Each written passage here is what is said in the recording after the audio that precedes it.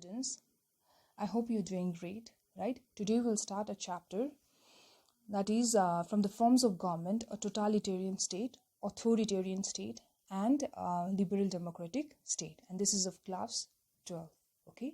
So let's begin with the government, okay? What is government, students? As you know, what do you mean by government, right? So it is an agency, or it is an organization, or a magistracy which exercises the power of the state over all its people and its areas, okay? So actually government is a group of people, students, okay, that have the power to rule in a territory, okay, according to the law, okay? So this territory may be a country, it can be a state, or it can be a province, okay, within a country or a region, okay?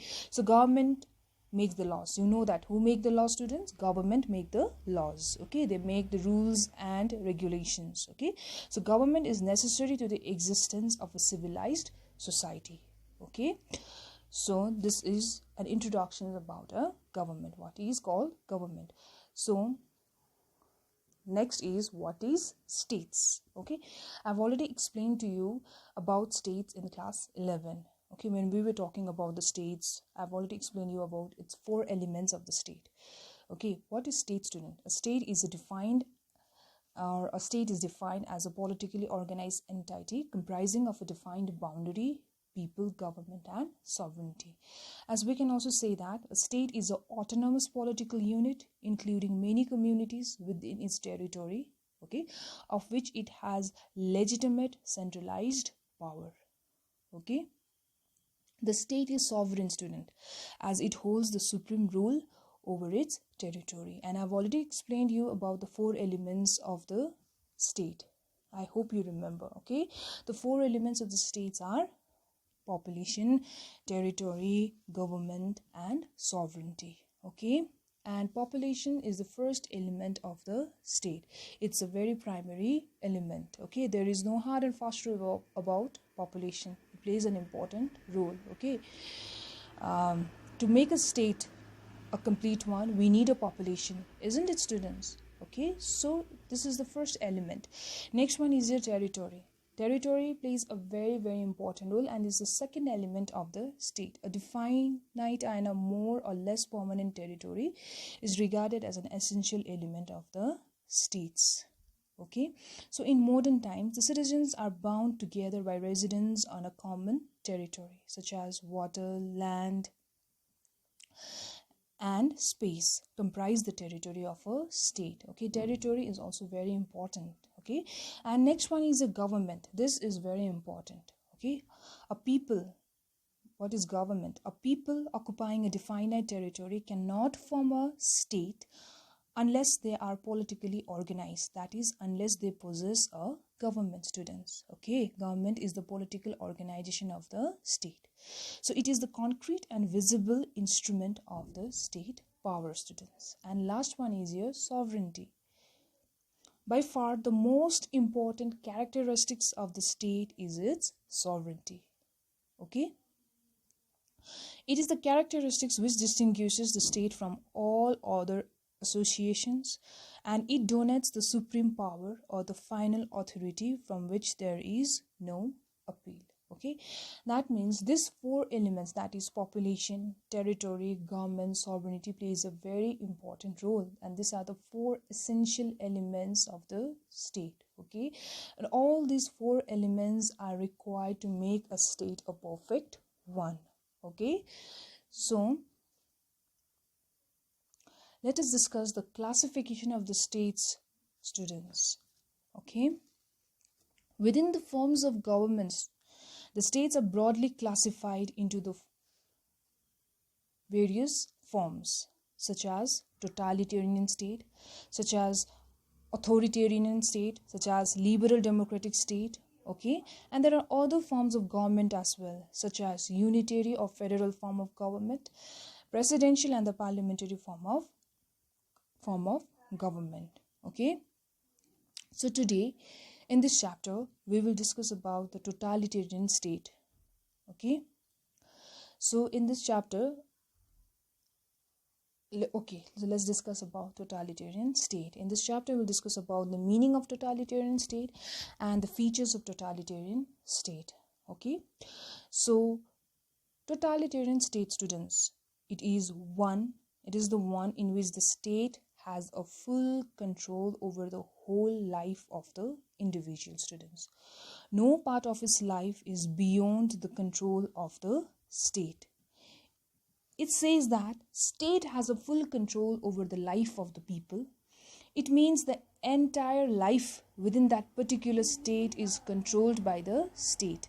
And it also says that the state has full power to control the life and activities of the people living in the state. Okay, and it also says that the people living inside the territory is totally controlled by the state. As this we have already discussed in class 11, if you remember, students. I hope you remember, right? So there is a phrase, it says that if a Bible teaches that we live, move, and have our being in God, totalitarianism teaches that we live, move, and have our being in state. Okay, so it clearly says that, students, or it means that people, they don't have the freedom at all, like in a democratic country. Okay, there is very less participations of people in the government in such kind of totalitarian state. Okay, you have to keep this thing in mind. Okay, they don't have the freedom. Okay, their freedoms are very, very confined. Okay, so they don't have such right in a totalitarian state. So this is the meaning of totalitarian state. And next one is the features of totalitarian state. Okay, so you can also open the book, which is in page number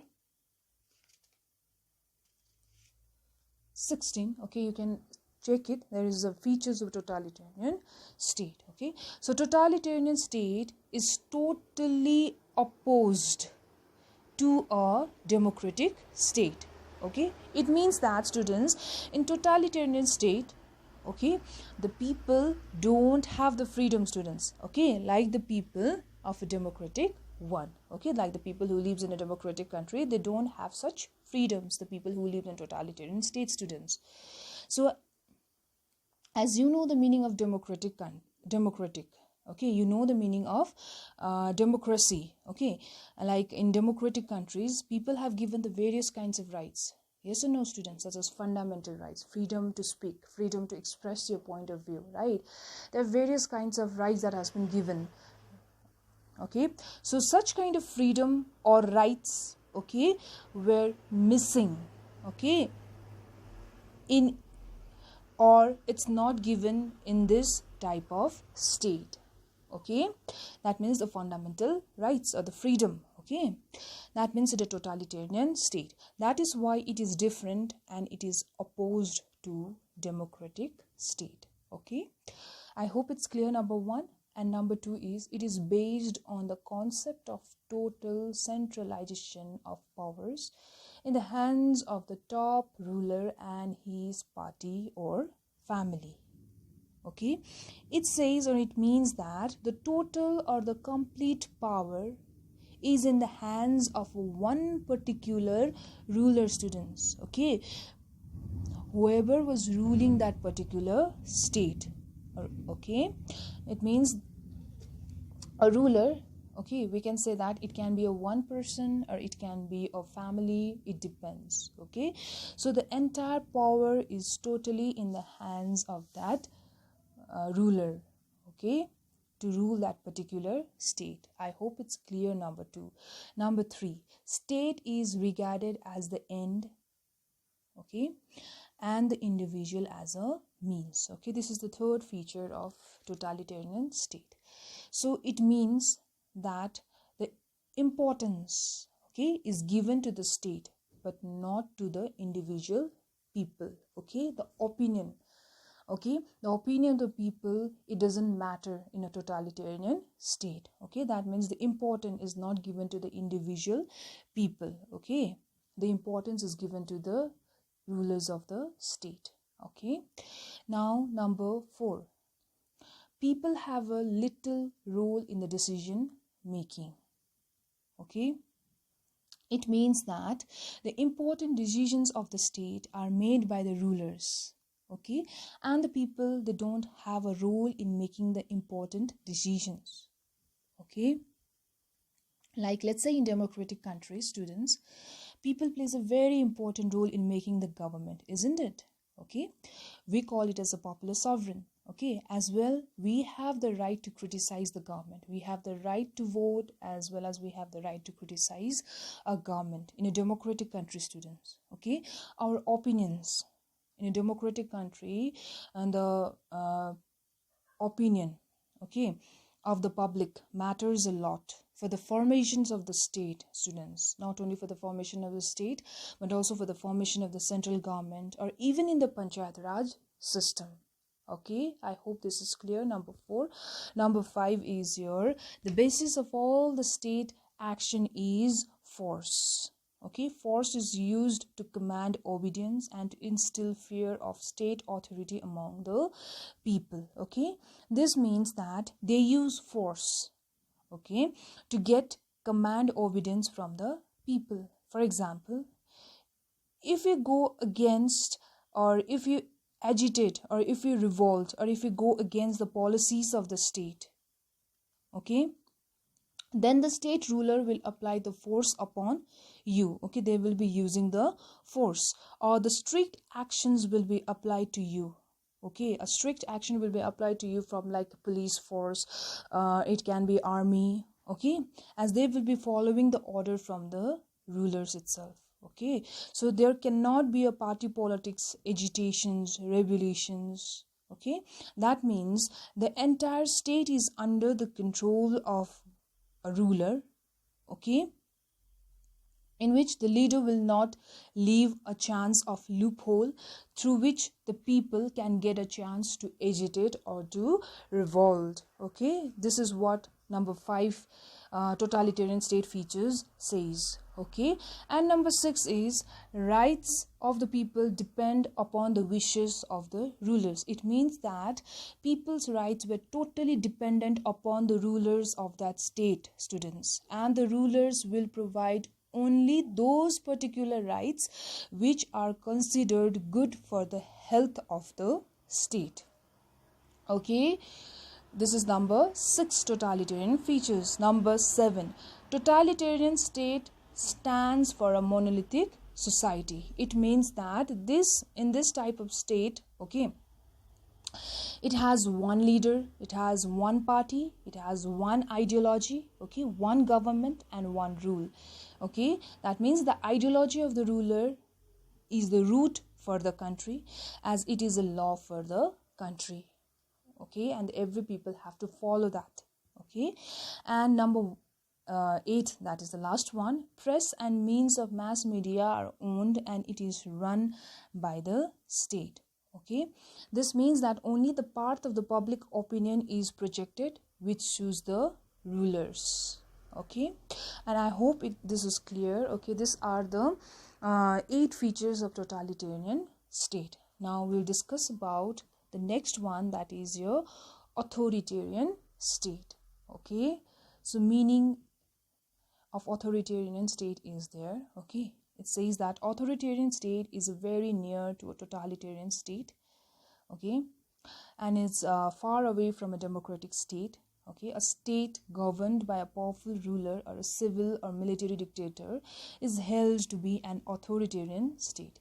It is characterized by a strong centralized governmental structure in which the executive dominates the legislature and even also uses the judiciary for serving its needs.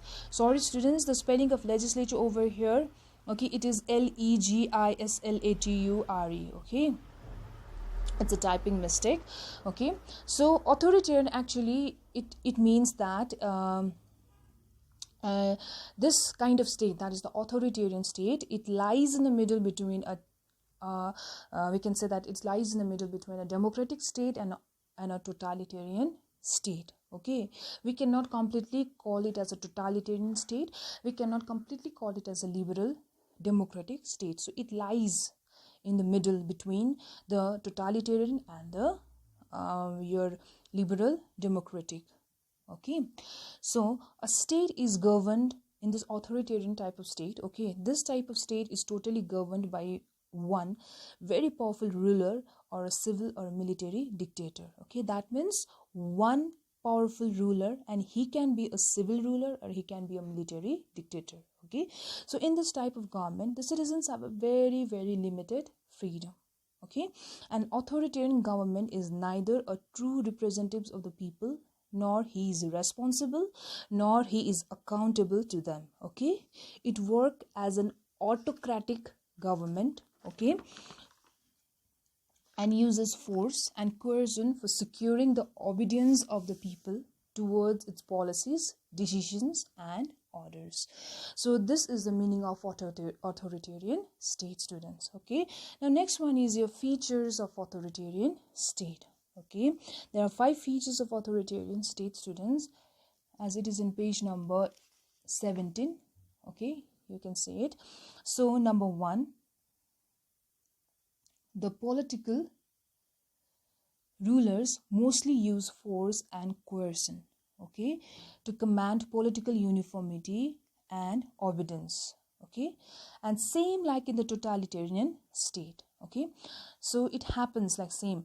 If the people stand against the government, okay, the rulers will use their force to command the obedience towards the people. It happens same like in the totalitarian state, isn't it, students? Okay, the people in the totalitarian state cannot hesitate and cannot revolt, okay, cannot raise their voice, cannot go against the policies of the ruler. Okay,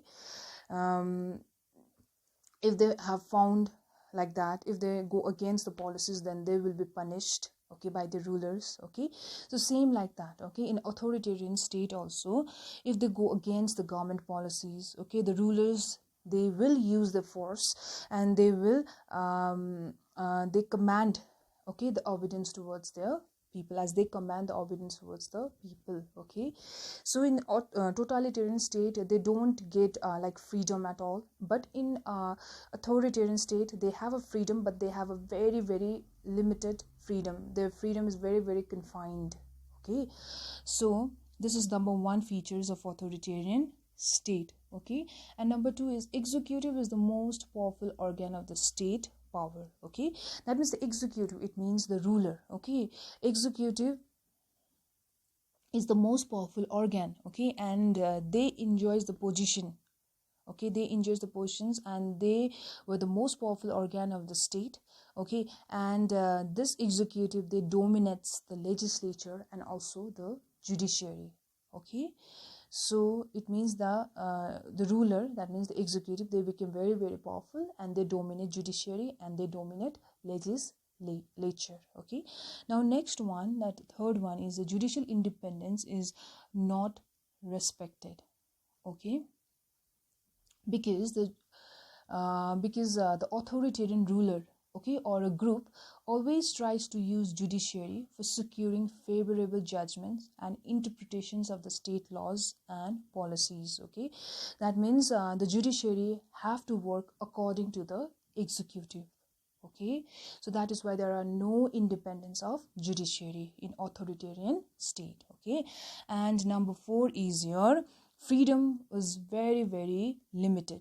Okay, that means the freedoms are very, very confined to the people, and the freedom was totally controlled and manipulated. Okay, and there is a less political participations of the people in authoritarian state. Okay, and the last one is, it is a state ruled by an autocratic government. Okay, and such kind of state, that is an authoritarian state, is totally been ruled by an autocratic government, which is headed by a civil or a military dictator. Okay, so these are the 5 features of authoritarian state. Okay, now in next page, that is in page number 19, there is another state, that is a liberal democratic state.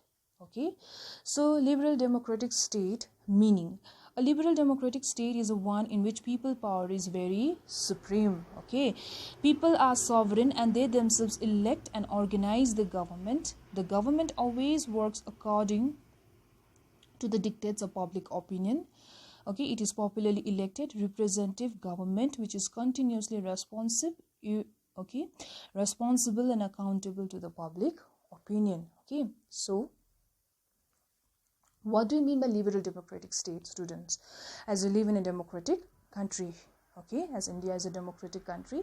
So what do you mean by liberal democratic state, students? Okay, so we have our own thought. Okay, by living in democratic countries, we can say that we have our own fundamental rights, right? Yes, there are various rights given to the citizen, and as well as they have the right to elect or participate in a government. Okay, we people, that means we citizen, we make the government. Okay, we have the right to form the government, as well as we have the right to criticize the government. Okay, so in this type of state, that means in the liberal democratic state, I mean to say, okay, the power of the people is very, very supreme. Okay, so as we can say that people are sovereign and they themselves elect and they organize their government as well. It is popularly elected representative government which is continuously responsible and accountable to the public opinion. Okay, so it is constituted by the free, fair and regular election, students. Okay, as the people have the right to change the government. Okay, and they do it. Okay, they do change the government from time to time. Okay, we elect the government and we change the government as well. Okay, a government remains in power so long as it continues to enjoy popular majority support or expressed in elections, and people are or have the right to criticize the policies of the government. Isn't it, students? In democratic country, the political struggle is very open and free, in which the number of the political parties, at least two, freely participate. Okay, and in this type of liberal democratic state, civil liberties or the civil rights are given to the people in each democratic state. This is how we defined a liberal democratic state. That means civil liberties are given to the people in each democratic state. Okay, so this is the meaning of liberal democratic state.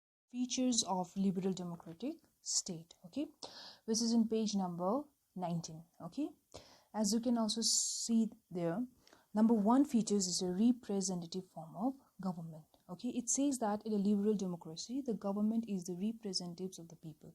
It is elected by the people. The members of the legislature are elected by the people for a fixed term. Legislature is the custodian of the finances of the nations and representative of national public opinion. Okay, it says that, students, it means our representations are done by the particular group, okay, of a party or a persons. Okay, for example, from a Darjeeling constituencies, we have elected Raju Bista as the member of parliament. Okay, so we elect our representative from different constituencies to be the member of the parliament. Okay, so it means representatives are elected by the people, as the member of the legislatures are elected for a fixed term. Am I clear?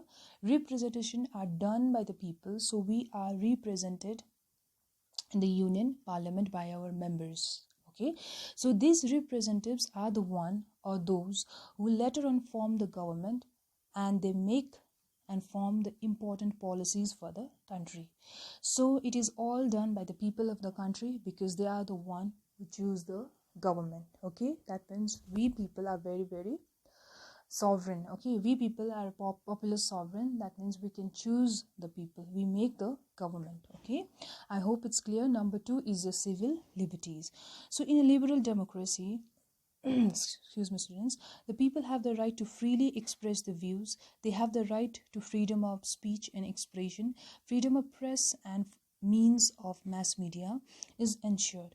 People have the right to form voluntary associations and through them to pursue their interest. Okay, it says that we are the civilians of the country, students. Okay, so liberty of freedom. Okay, as each and every citizen of our country were given freedom, and they have the specific rights as well, isn't it, students? Okay, so in this kind of liberal democratic states, the people have the right to express their point of view or their opinions. Okay, so civil liberties are very important for the fullest development of the people.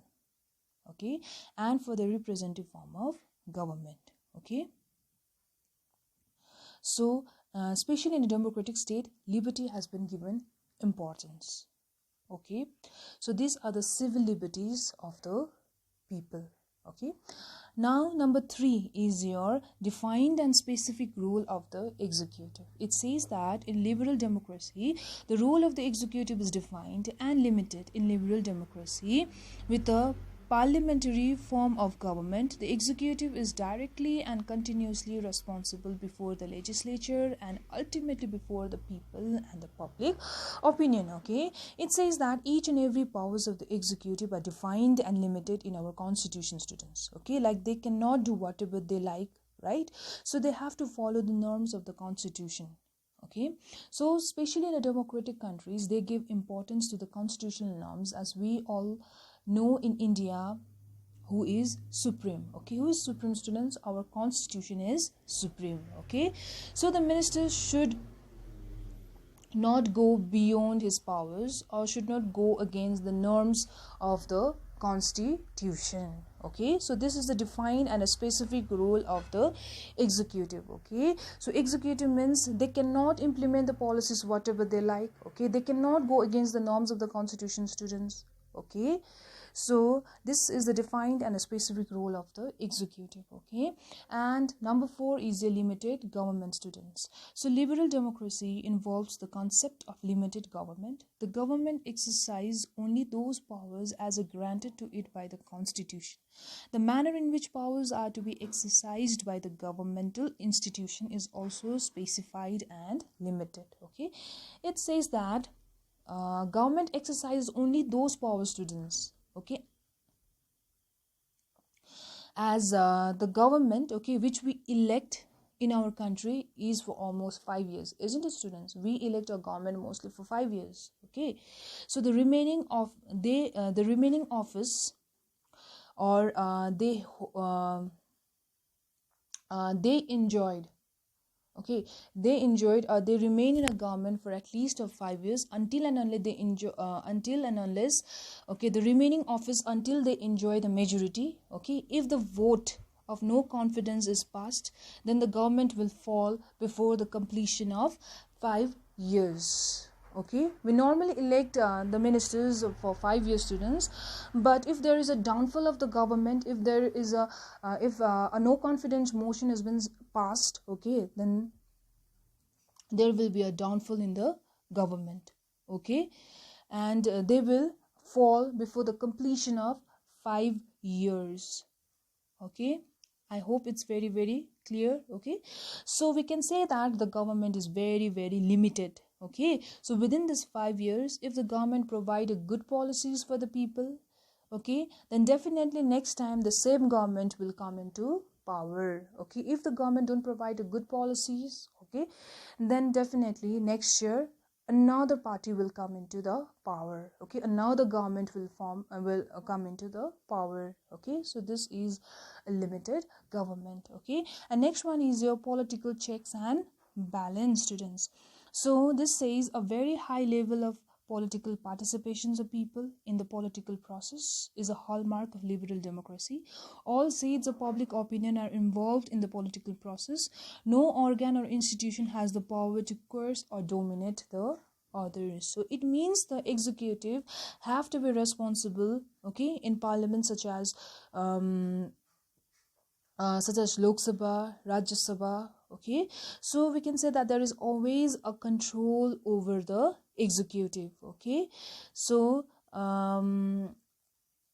that means it says that they have to be accountable. Okay, the executive have to be accountable and responsible to the to the members, excuse me, students, to the member of Lok Sabha. Okay, because there forms a check upon the executive. Okay, and that has been done by the members of the Lok Sabha. Okay, and that is why they have to be accountable and responsible to the members.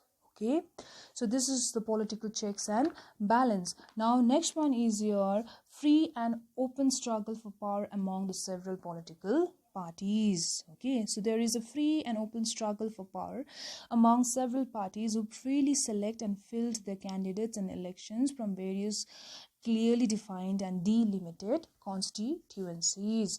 So it says that open and free struggle for power among all the political parties of the people is another salient features of liberal democracy. Okay. So each and every political parties of the country, they have the freedom to get contest in the elections, right, students?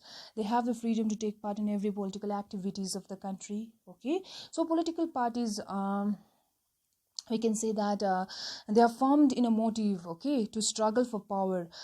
So in democratic state, there is a various number of political parties, okay, who comes into power, okay, and the ultimate motive is to hold the government position, okay, to serve the nation by providing the better policies for the people or for the betterment of the people. Okay, so this is a free and open struggle for power among several political parties. Okay, now last one, number G, is freedom to form political parties. Okay, so there is free and open struggle for power among several political parties, okay, and they freely select and field their candidates in elections. Okay, so open and free struggle for power among all the political parties of the people, students. This we can say that it is another salient features of the liberal democracies. Okay, and in liberal democratic state, students, we can say that people have the right and freedom, okay, to form their own political parties, okay, and they can freely use their political rights. Okay, so any person can also contest an election, students, okay, as an independent candidate from any constituencies. Okay, so this is all about free and open struggle for power among several political parties. I hope it's very, very clear, students. Okay, if you find any problem, please let me know. Okay, thank you, students.